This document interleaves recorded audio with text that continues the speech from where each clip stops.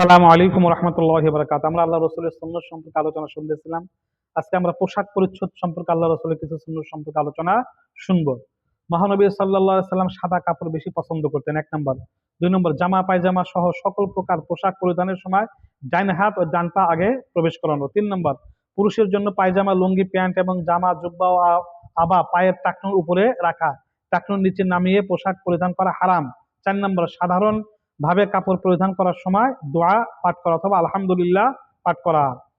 এই 5 নম্বর, জামা পায়জামা নিসফে সাক অর্থাৎ পায়ের নলার অর্ধেক পর্যন্ত হওয়া ভালো, টাকনুর গিরার উপর পর্যন্ত জায়েজ। 6 নম্বর, গোল জামা সতর ঢাকায় অধিক সহায়ক বিধায় তা উত্তম। 7 নম্বর, পুরুষের জন্য মহিলাদের কাট সাটের পোশাক পরিধান করা এবং তাদের বেশ ধারণ করা, তদ্রূপ মহিলাদের জন্য পুরুষের কাট সাটের পোশাক পরিধান করা এবং তাদের বেশ ভূষা ধারণ করা হারাম ও নিষিদ্ধ। অর্থাৎ পুরুষ নারীর জন্য, নারী পুরুষের জন্য পোশাক বা সুরত সিরাত অবলম্বন করা হারাম, গুনাহ। 8 নম্বর, মহিলাদের জন্য শাড়ি পরিধান করা জায়েজ, তবে সালোয়ার কামিজ ও ওড়না পর্দা রক্ষায় অধিক সহায়ক বিধায় তাই উত্তম। শাড়ি পরলে পিঠ গুলো অনেক সময় উন্মুক্ত থাকে, তাই শাড়ি পরার চাইতে সালোয়ার কামিজই পরা উত্তম। 9 নম্বর, প্রাণীর ছবিযুক্ত কাপড় ব্যবহার করা নাজায়েজ।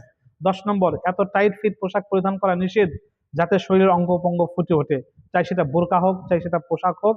তেমনি ভাবে বেশি পাতলা কাপড় পরাও নিষেধ, যার দ্বারা সতর উন্মুক্ত হয়ে যায়। 11 নম্বর, বিজাতীয় লেবাস পোশাক পরিধান করা নিষেধ। 12 নম্বর, মহানবী সাল্লাল্লাহু আলাইহি সাল্লাম কালো এবং সবুজ রঙের পোশাকও ব্যবহার করেছেন, তাই এইসব রঙের কাপড়ও মাঝে মাঝে ব্যবহার করা মুস্তাহাব।